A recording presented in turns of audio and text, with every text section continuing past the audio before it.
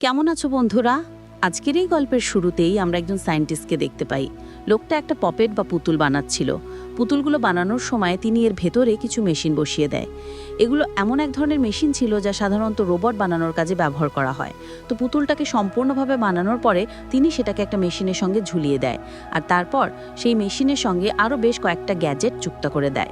ওই গ্যাজেটের কিছু অদ্ভুত সিম্বল থেকে এনার্জি বের হতেই পুতুলটা হঠাৎ করে জীবিত হয়ে নিচে পড়ে যায়। এবার পুতুলটা নিজেকে হাঁটাচলা করতে দেখে নিজেই অবাক হয়ে যায়। ঠিক সেখানে সে ওই মৃত সায়েন্টিস্টকেও দেখতে পায় যে লোকটা তাকে তৈরি করেছিলেন। চারপাশে তাকিয়ে সে দেখে সেখানে সে ছাড়া আর কেউ নেই। এরপর পুতুলটা এগিয়ে গিয়ে একটা জানালা খুলে দেয়, আর এখান থেকে আমাদের সামনে ভেসে ওঠে ধ্বংস হয়ে যাওয়া পৃথিবীর এক ভয়াবহ দৃশ্য। এরপর সেই পুতুলটা এখন বাড়ি থেকে বেরিয়ে পড়ে আর চারিদিকে ঘোরাঘুরি করতে শুরু করে। একসময় সে নিজের মতো দেখতে আরেকটা পুতুলের দেখা পায়। সেই পুতুলের পিঠে লেখা ছিল নাম্বার 2, অর্থাৎ তার নাম হলো নাম্বার 2, আর এই পুতুলটার নাম হলো নাম্বার 9। তখন নাম্বার 9 আসলে কোনো কথা বলতে পারতো না। নাম্বার 2 যখন তাকে পরীক্ষা করে তখন সে বুঝতে পারে যে নাম্বার 9-এর ভেতরে কথা বলার জন্য প্রয়োজনীয় ডিভাইসটা সংযুক্ত নেই। তাই সে নাম্বার 9-কে নিয়ে যায় একটা বিল্ডিংয়ের ভেতরে, যেখান থেকে সায়েন্টিস্ট নাম্বার 9-কে তৈরি করেছিল। সেখানে বেশ কিছুক্ষণ খোঁজাখুঁজি করে একটা কমিউনিকেশন মেশিন এসে নাম্বার 9-এর ভেতরে বসিয়ে দেয়, আর সাথে সাথে নাম্বার 9 কথা বলতে শুরু করে। এরপর তারা দুজন গল্প করতে থাকে, কিন্তু কিছুক্ষণের মধ্যেই হঠাৎ করে তারা সেখানে কারো শব্দ শুনতে পায়। তাই নাম্বার 2 দ্রুত নাম্বার 9-কে লুকিয়ে পড়তে বলে। আসলে সেখানে যে এসেছিল সে ছিল একটা বিশাল আকার স্কেলেটন রোবট। এদিকে সেই স্কেলেটন রোবটের চোখ পড়ে যায় নাম্বার 2-এর উপরে, আর সে নাম্বার 2-কে আক্রমণ করার জন্য হাতে তুলে নেয়।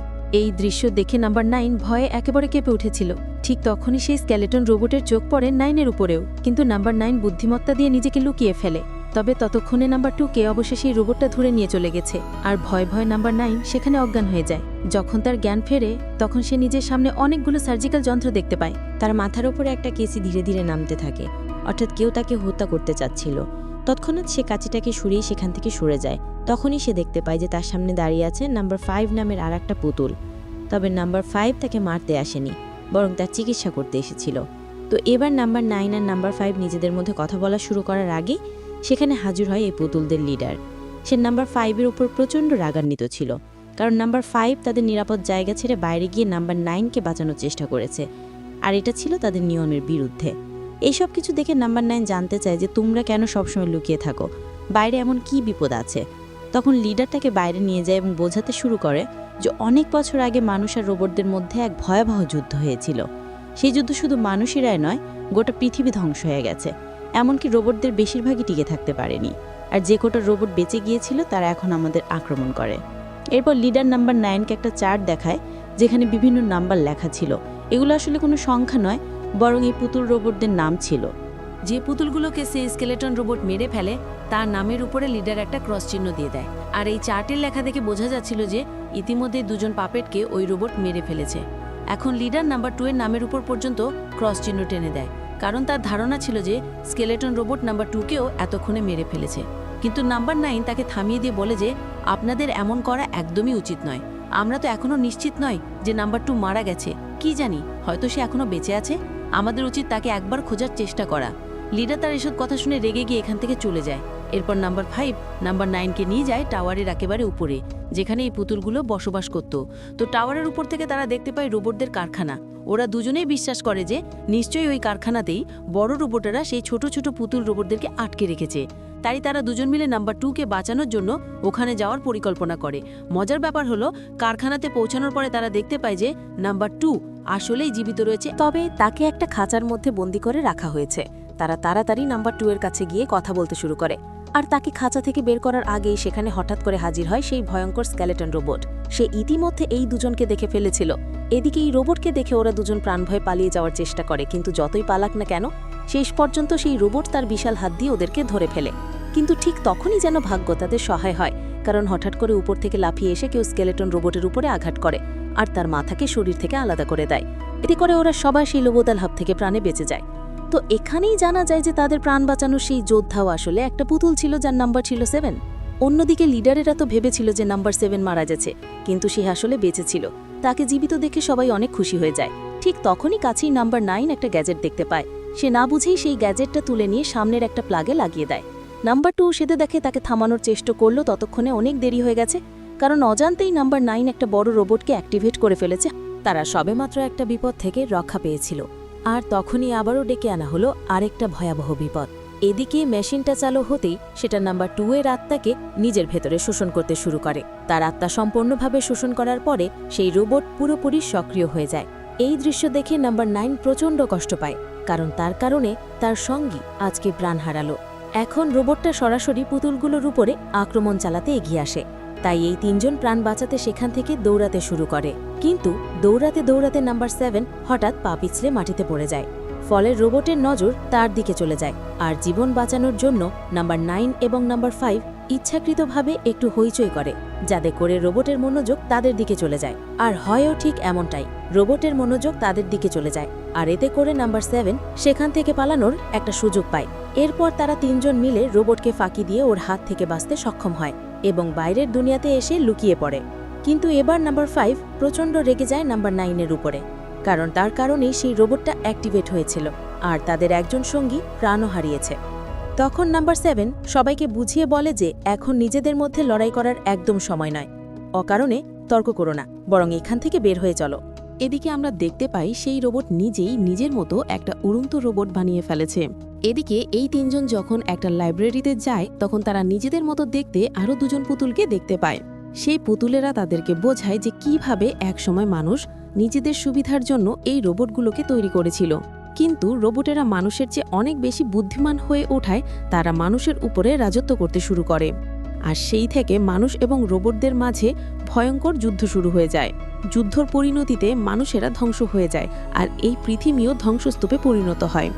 এসব কথা শুনে হঠাৎ করে নাম্বার 9 এর মাথায় একটা ছবির ঝলক চলে আসে। সে সেই ছবিটাকে মাঝের উপরে আঁকতে শুরু করে। আমরা এর আগে একই চিহ্ন রোবটের গ্যাজেটের উপরেও দেখেছিলাম, তবে এর মানে কেউ জানত না। তখন নাম্বার 5 নাম্বার 9কে বলে যে আমাদের আরেকজন সঙ্গী আছে, সেও এমন কিছু আঁকে, হয়তো এর মানে সে জানতে পারে।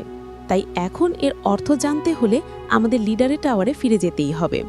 কিন্তু সমস্যা হলো লিডার তাদেরকে সহজে গ্রহণ করবে না, কারণ তারা লিডারের নিয়ম ভেঙে টাওয়ার ছেড়ে বাইরে বেরিয়ে এসেছে। তাই তারা চুপিসারে লিডারের টাওয়ারে ঢুকে সেই অদ্ভুত চিহ্নগুলোর অর্থ খুঁজতে থাকে। ঠিক তখনই লিডারের দেহরক্ষীরা তাদেরকে ধরে ফেলে আর লিডারের সামনে নিয়ে চলে আসে। লিডার প্রচণ্ড রাগে ফুঁসছিল নাম্বার 9কে দেখে। সে বলে ওঠে যে এখানে যত বিপদ হচ্ছে সব কিছু তোমার কারণে, এজন্য একমাত্র তুমি দায়ী। তুমি এক অশুভ লক্ষণ, যেদিন থেকে তুমি এখানে এসেছো কেবল খারাপ ঘটনাই ঘটে যাচ্ছে।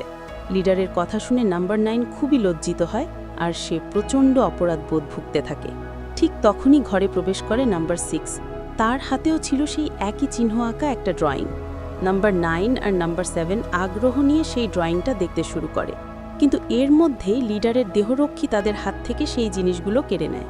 তারা কিছু বোঝার আগে হঠাৎ ছাদের আয়না ভেঙে যায়, আর সবাই উপরে তাকিয়ে দেখে একটা উড়ন্ত রোবট তাদের উপরে আক্রমণ করেছে। তাই ওদেরকে ছেড়ে দিয়ে এবার লিডারের দেহরক্ষী সেই রোবটের সাথে লড়াই শুরু করে দেয়।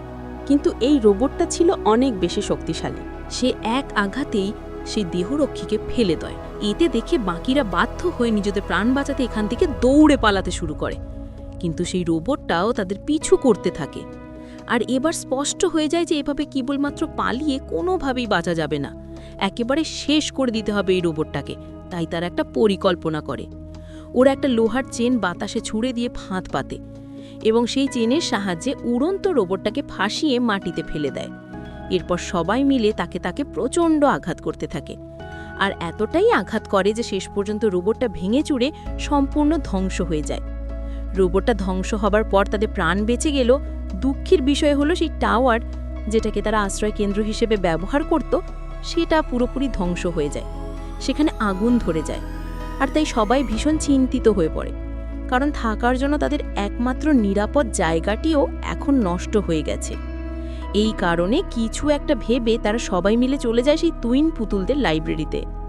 সেখানে কিছুদিন আগেই নাম্বার 9 ধ্বংস হয়ে যাওয়া এই পৃথিবীর অতীতের গল্প শুনেছিল।